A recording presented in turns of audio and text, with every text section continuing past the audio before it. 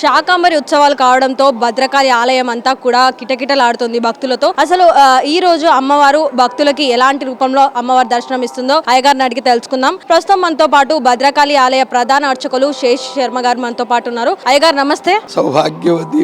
అమ్మవారు ఈ రోజు ఎలాంటి రూపంలో భక్తులకు దర్శనం ఇస్తున్నారు? కాకతీయుల రాజధాని ఏకశిలా నగరంగా చరిత్ర ప్రసిద్ధిగాంచిన ఈ వరంగల్ మహానగరంలో స్వయం వ్యక్తమై భూతల మణిద్వీపంగా విరాజిల్లుతున్న భద్రకాళి దేవస్థానంలో శాకంబరి నవరాత్రి మహోత్సవాలు ఈ రోజు 4వ రోజుకు చేరుకున్నాయి. వచనాత్ ప్రవృత్తి వచనాన్ నివృత్తి తస్మాత్ శాస్త్రం ప్రమాణంతే కార్యాకార్యం వ్యవస్థితం అని భగవద్గీత. అదే భగవద్గీతలో ఈ శాస్త్ర విధి ఉత్సృజ్య వర్తతే కామకార్థ నస సిద్ధి సుఖమాప్నోతి నచ పరాంగతిమని. అట్లా భారతదేశం సనాతన ధర్మం. సనాతన ధర్మం ఎట్లాంటిది?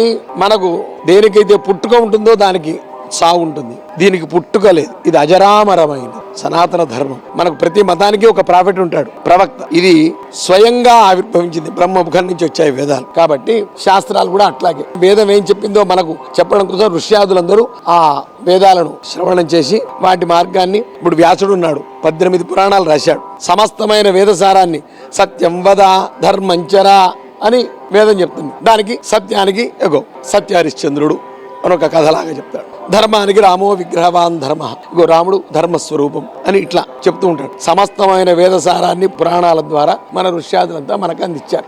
అందుకనే వేదానికి విరుద్ధమైన అంశాలను మనం దూరం చేస్తాం. అట్లాగే భగవద్గీత సమస్త ఉపనిషత్తుల సారం. ప్రతిదానికి శాస్త్రాధారం ఉండాలి. అట్లాగే మార్కండేయ పురాణాంతర్గత పురాణంలో ఈ శాకంబరి ప్రస్తావన వచ్చింది.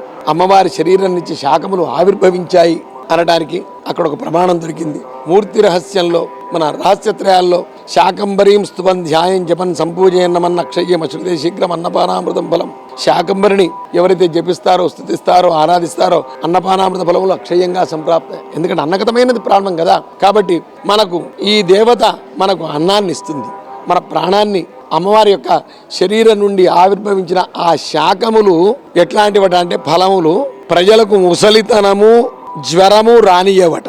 అందుకోసం శాకంబరి అలంకారం, కూరగాయలతోటి అలంకారం చేసి ఆ అమ్మవారిని దర్శించడం వల్ల మనకు రోగాలు రావు, ముసలితనం రాదు.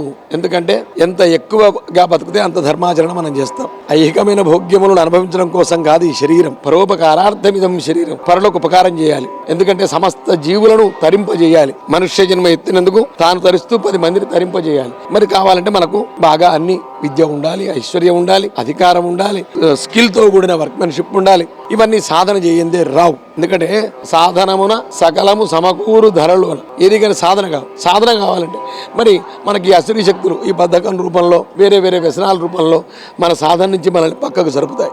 ఆ దుర్వ్యసనములకు దూరంగా ఉండాలి.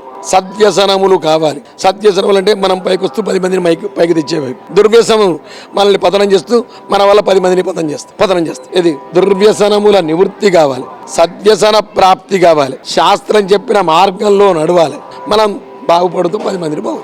అందుకోసం శాస్త్రీయమైన నేపథ్యం ఈ శాకంబరికి ఉన్నది. కాబట్టి ఒకప్పుడు కేవలం వరంగల్లో ప్రారంభమైన ఈ ఉత్సవం ఇప్పుడు మొత్తం రాష్ట్ర వ్యాప్తంగా, దక్షిణ భారతదేశ వ్యాప్తంగా, మళ్ళీ ఉత్తరాదికి కూడా వాకింది. ఇప్పుడు క్రమక్రమంగా దీని సిగ్నిఫికెన్స్, శాస్త్రీయ నేపథ్యాన్ని తెలుసుకున్న ప్రజలు బాగా ఆరాధిస్తున్నారు. అయ్యగారు, భద్రకాళి దేవాలయానికి వరంగల్ నుంచే కాకుండా అటు రాష్ట్రాల నుంచి, దేశాల నుంచి కూడా భక్తులు పెద్ద సంఖ్యలో శాకంబరి ఉత్సవాలకు తరలి వస్తారు. ఈ సందర్భంగా భక్తులకు ఏం చెప్పాలనుకుంటున్నారు? ప్రధానంగా నామస్మరణ. కొంచెం సమయం దొరికిన శ్రీరామ జయ రామ జయ జయ రామ, భద్రకాళి శరణమ్మ, శ్రీకృష్ణ శరణమ్మ, మహాదేవ్, ఏదో ఒక నామస్మరణ చేయి. యథా విభవ విస్తరై అనే న్యాయం మేరకు నీకు ఐశ్వర్యం ఉంది, దానం చేయి, ధర్మం చేయి, ఏవో చేయి. ఏది అన్నిటికంటే ముందు భగవన్ నామస్మరణ వల్ల మనస్సు ప్రశాంతంగా ఉంటుంది. ముందు మనస్సు ప్రశాంతంగా ఉండాలి. భగవన్ నామస్మరణ తర్వాత నీ సాధన. అయితే మనస్సు సాధనలో నిమగ్నం కావాలి. కించిత్ సమయం దొరికినా భగవన్ నామస్మరణలో ఉండాలి. తద్వారా మనలో నేర ప్రవృత్తి అనేది రాదు.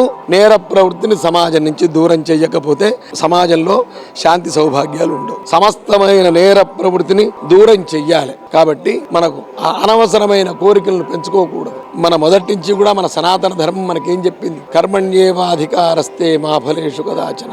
సాధన చేసుకుంటూ పోవడమే ఫలితం, దానంతరదే వస్తుంది. నువ్వు ఎంత కష్టపడి సంపాదిస్తే ధర్మబద్ధంగా అంత గొప్పగా ఐశ్వర్యవంతుడివి అవుతావు. ఎంత కష్టపడి చదువుకుంటే అంత విద్యావంతుడు అవుతావు. There is no substitution. The practice. కాబట్టి అజరామరవత్ ప్రాజ్ఞ విద్యామర్థం చ సాధయేత్ గృహీత యువకేశేషు మృత్యునా ధర్మమాచ. నాకు చావు రాదు, ముసలితనం రాదు అని ఎప్పుడు సంపాదిస్తూ ఉండాలి, లేకపోతే చదువుకుంటూ ఉండాలి. నా జుట్టు మాత్రం మృత్యు చేతిలో ఉన్నది అన్న భయంతో ధర్మాన్ని విడిచిపెట్టకుండా ఉండాలి. ధర్మము కావాలి, ధర్మార్థ కామాలన్నీ అన్ని ధర్మబద్ధంగా నడవాలి. కాబట్టి సాధన సాధన సాధన. ఈ సాధన సక్రమంగా జరగాలంటే మనకు భగవద్ అనుగ్రహం కావాలి. అందుకోసం భగవన్ నామస్మరణ చేస్తూ ఉండడం వల్ల మన మెదడుకు మంచి పుష్టి వస్తుంది. బాగా అన్నం తినడం వల్ల శరీరానికి ఎట్లా అయితే బలం వస్తుందో, భగవన్ నామస్మరణ చేయడం వల్ల, ధ్యానం చేయడం వల్ల, యోగ చిత్త వృత్తి నిరోధ, యోగం చేయడం వల్ల మనస్సు యొక్క చిత్త వృత్తులను మనం నిరోధించవచ్చు. కాబట్టి లేకపోతే మనకంటే ఒకడు అందంగా ఉంటే సహించం, మనకంటే ఒకడు ఐశ్వర్యంతో ఉంటే సహించం, మనకంటే ఒకడు మన చదువుకుంటే అమ్మో వీడికి ఇంత గౌరవం అని.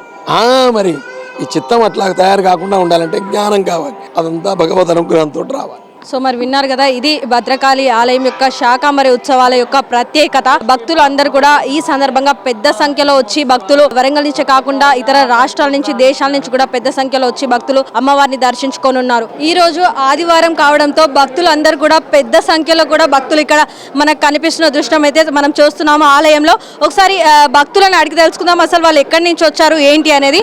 ఎక్కడి నుంచి వచ్చారండి? నిజామాబాద్ అండి. నిజామాబాద్ నుంచి వచ్చారు. అంటే ఇది శాకంబరి ఉత్సవాలకు మాత్రమే వస్తుంటారా లేకుంటే? అవునండి, ఇక్కడ ఉత్సవాలు ఉన్నాయంటేనే వచ్చినాం ఇక్కడ దర్శనం చేసుకోవడానికి. అంటే ఇంతకు ముందు ఎప్పుడైనా వచ్చారండి? లేదండి, స్పెషల్ ఈరోజు. అవునండి. మీరు ఎక్కడి నుంచి వచ్చారు? ఇక్కడ లోకల్ అండి. అంటే ఎట్లా అనిపిస్తుంటది? అమ్మవారు కోరిన కోరికలు తీరుతుంటాయా? తీరుతాయమ్మ, చాలా బాగుంటాయి. అమ్మవారి దర్శనము ఒక్కొక్క టైంలో ఒక్కొక్క విధంగా ఉంటుంది. పొద్దున ఒక విధంగా, మధ్యాహ్నము, సాయంత్రం చాలా మంచిగా ఉంటుంది. చాలా అంటే లోపల చెప్పలేని అంత ఆనందంగా ఉంటుంది, హ్యాపీగా రావడం అనేది. మేము ఇక్కడే హన్మకొండ. ఎప్పుడు వస్తుంటారు ఆలయానికి? ప్రతిసారి వస్తూ ఉంటాము. బాగా మంచి తల్లి, అందరిని కాపాడే తల్లి. సో మరి విన్నారు కదా, భక్తులు కూడా పెద్ద సంఖ్యలో, అంటే వరంగల్ నుంచే కాకుండా భక్తులు నిజామాబాద్ నుంచి అటు పక్క రాష్ట్రాల నుంచి కూడా భక్తులు పెద్ద ఎత్తున అయితే ఆలయానికి అయితే వస్తుండడం అయితే జరుగుతుంది. అమ్మవారు అయితే కోరిన కోరికలు నెరవేరుస్తుంది అంటూ కూడా భక్తులు అయితే చెప్పుకొస్తున్నారు. కెమెరామెన్ మహేష్తో సంతోష్, ఎన్ఎస్ఆర్ న్యూస్, వరంగల్.